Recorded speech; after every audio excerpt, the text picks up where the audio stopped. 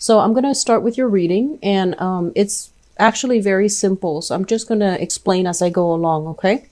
So the first card out of this spread here is represents your first house. And the first house is considered the rising sign or the ascendant. This is pretty much the face that you present to the world and the way that other people perceive you, as well as the energy that you are bringing as we get into January. So the first thing here is the Ace of Cups. And the Ace of Cups is somebody who is very, very happy with where they are in life. I mean, they're radiating and they have a lot of love and affection to give other people. Your demeanor for this month is very soft, is very ethereal, and it's also very, very spiritual as well.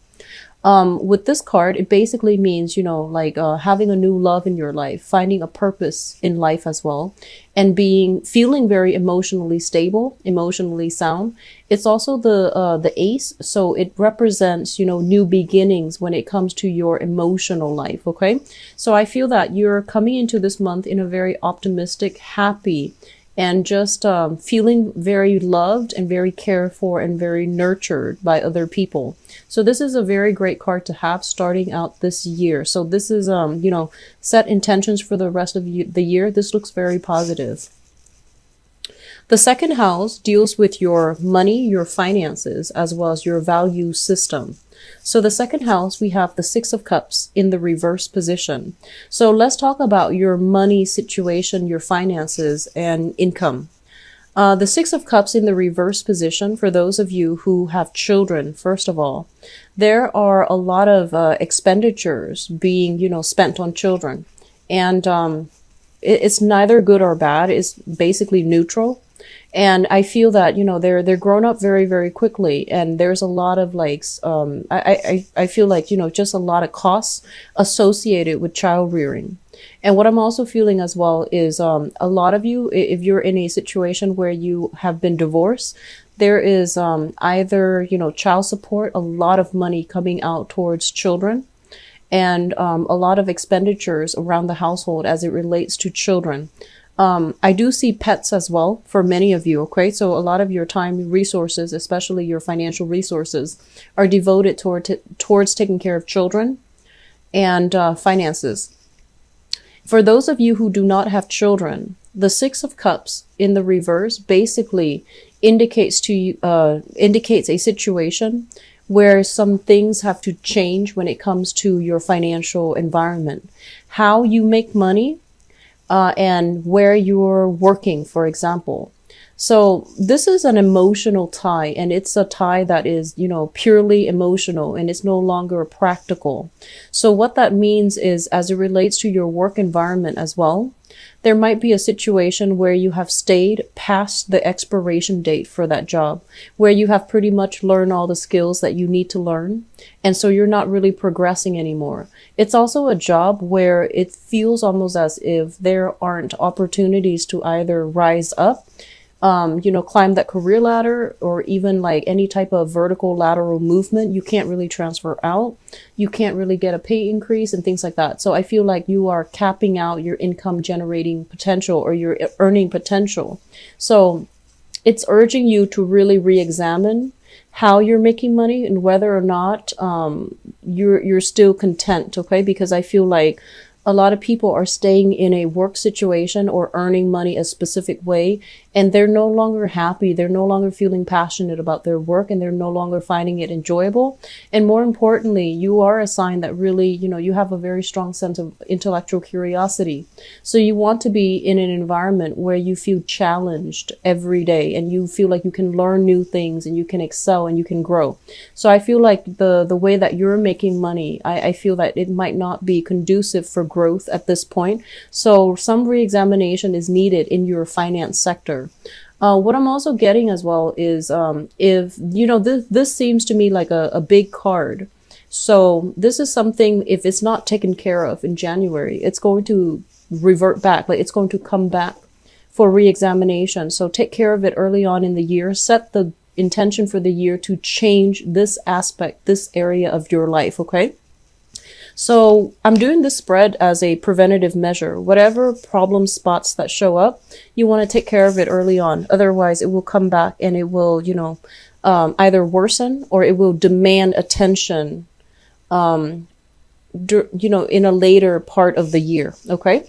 As it pertains to your values, we also have the Six of Cups here in the reverse.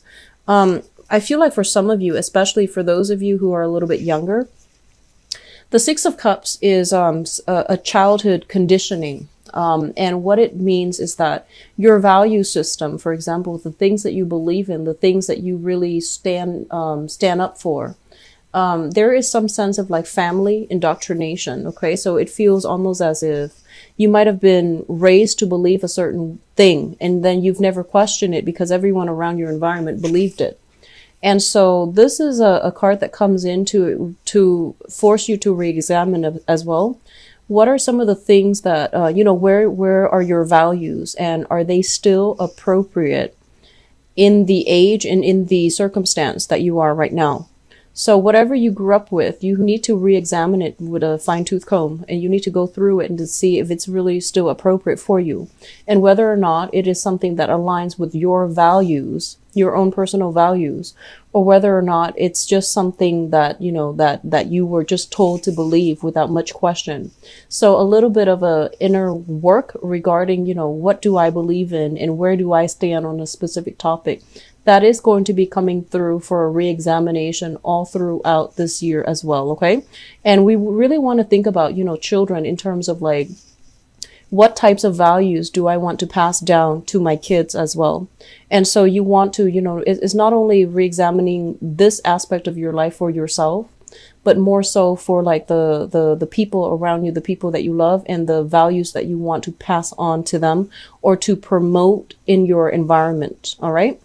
So third house deals with siblings and it also deals with communication.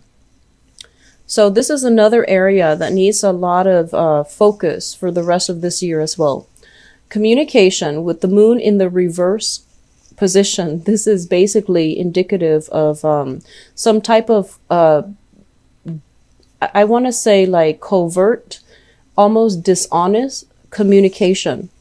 And it might not be dishonest in a way where, somebody is telling a direct lie. It's a little bit more complicated with the moon. The moon in the reverse is like not being able to communicate effectively where you understand the other person's intentions. And then likewise, the other person might not understand your intentions.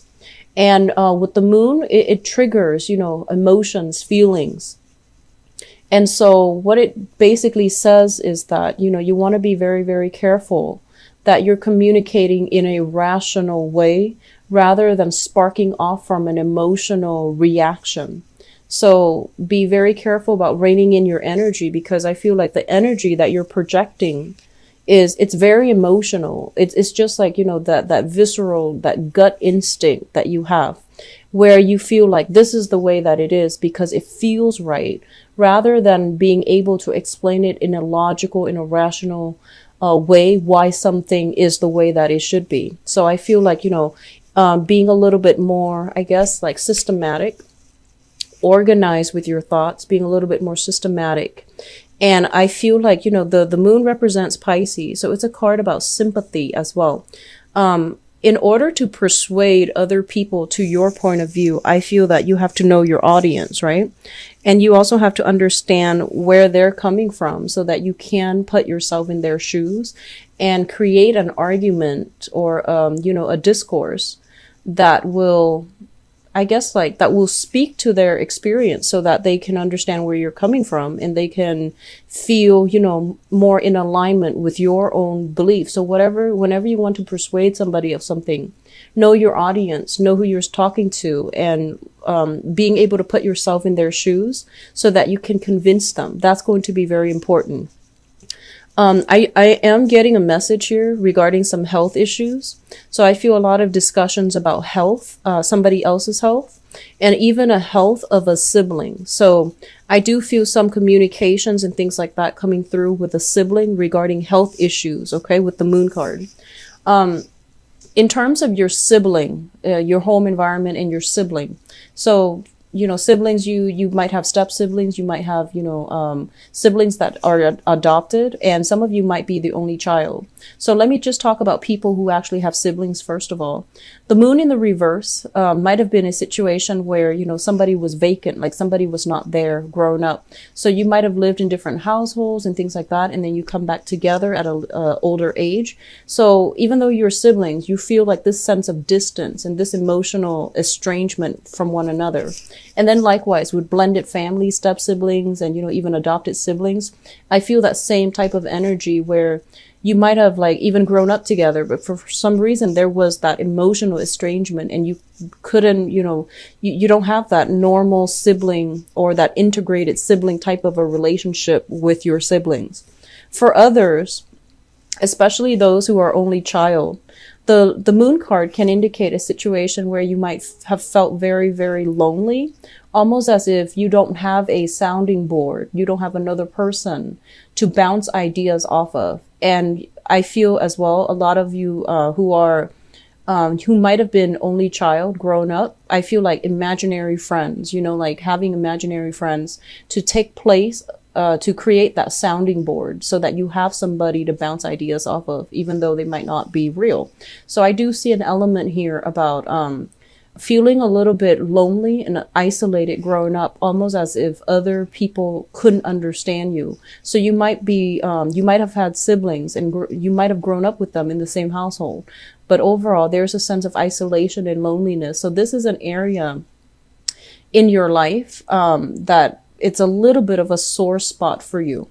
What I'm also getting as well is, in terms of like mitigating this energy, in terms of like sorting out this energy so that it doesn't affect you as we progress through the rest of this year. This is forcing you to have more constant communication with siblings. And if they are not, in a position where they're in the picture all the time, I do feel that, the other aspect here, the other house that can somehow break this cycle and allow you some type of an outlet is the opposite house. So the opposite house deals with the ninth house, which is philosophies, religion, and higher education. So we're going to talk about that in a little bit, but just to emphasize here, this is a little bit of a sore spot for you. And one of the ways that can really help you mitigate the loneliness associated with, communication, as well as some type of estrangement when it comes to sibling, is to try to cultivate the other area, which is expanding your mind, expanding your horizon, so that you are linking yourself up with like-minded people who can even serve as family members to you, or who can feel like family members because you have a common philosophical belief. So rather than dwelling on blood ties and, who's related to whom biologically, I feel like the other outlet that you have here is to cultivate friendships and, group associations even with people who are a little bit more philosophically similar to you, so that you can, focus more on the higher chakra, which is communication and, thoughts and intelligence and being able to verbalize your, whatever, being able to disseminate information, rather than dwelling on this aspect, which is a lot more emotional. Okay. So I hope that makes sense.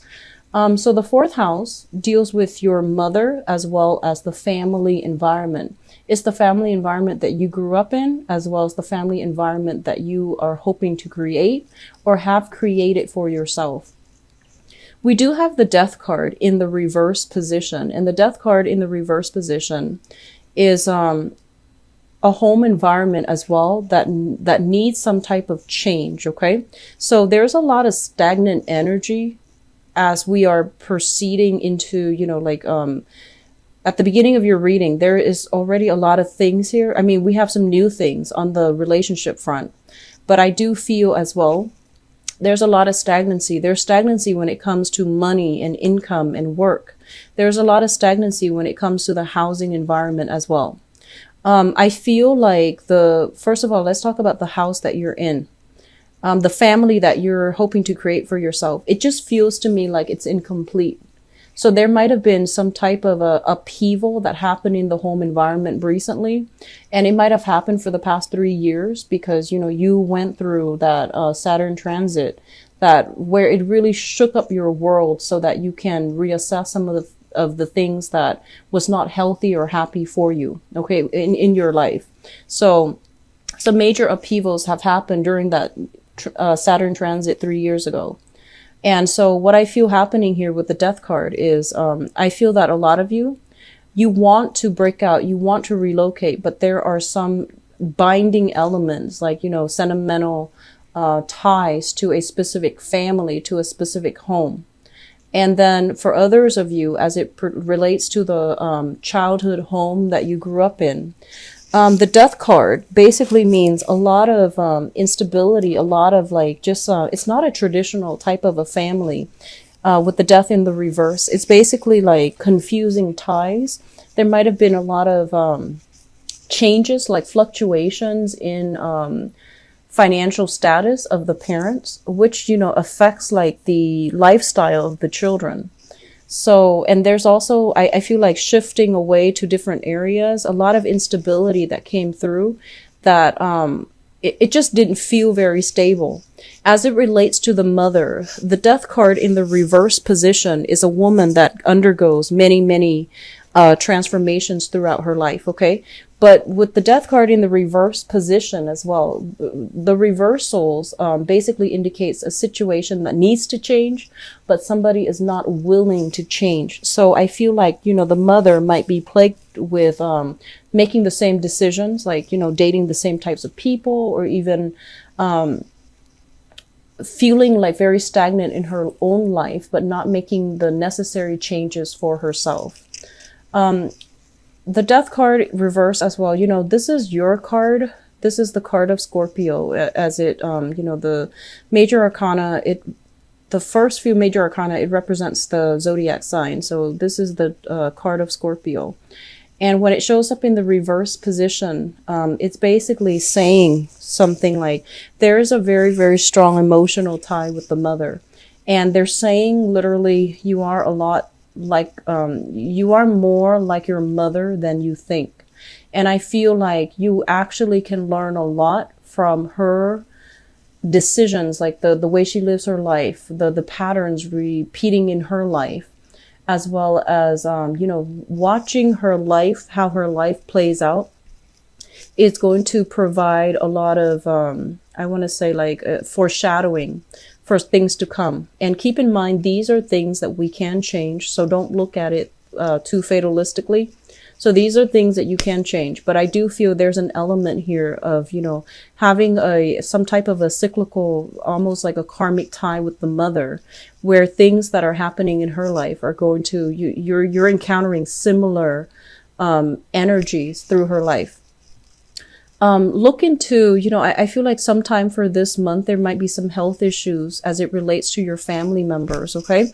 So just expect that. And, I also feel as well, like, the energy is surrounding siblings and the mother. So those are the two areas.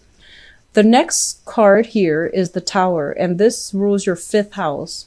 The 5th house is the house of recreation, fun, and the things that you do in order to, you know, find enjoyment in life. It also rules the house of children. So first of all, for those of you who have children, once again, be very careful about health issues as it relates to children as well.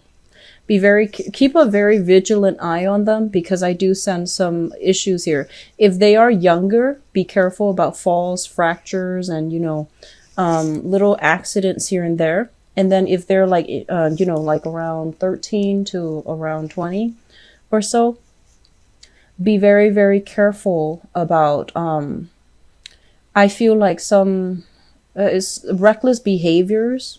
Just reckless behaviors, like not being where they're supposed to be. They tell you like, oh, I'm going to this place with such and such, and you find out, you know, that they're not there. So I do feel like some vigilance, some monitoring of children is going to be necessary here with the Tower. I actually pulled out another card, and I pulled out another card just to see, because, you know, usually with the major arcana cards like the Tower, it's important to pull out another one just so to expand on this concept here. We do have the 10 of Pentacles. And the 10 of Pentacles basically being in a very, very crowded environment and feeling very stifled and feeling almost like claustrophobic. So I do feel for a lot of you, I feel that, you know, it's be very, very careful where you go to, and especially in places that might have, you know, they say, like, you know, those maximum occupancy, the restrictions on how many people can be in a specific venue at a specific time. So be very careful about overcrowding, going to places that are a little bit too crowded, and then something happens and then everyone has to evacuate. So I do see like false alarms when it comes to fire alarms. It is the new year, so we're experiencing, you know, also I feel like inclement weather or something like that, that's going to really affect your ability to really enjoy yourself for this month. I also feel that there is a major transformation as well regarding the way that you entertain yourself. So a lot of you might have been thinking, you know, about entertaining more at home, inviting family over, for example, or even just, you know, enjoying yourself at home. Hosting family or even dinners with friends and family rather than going out, and I feel that you're more focused on savings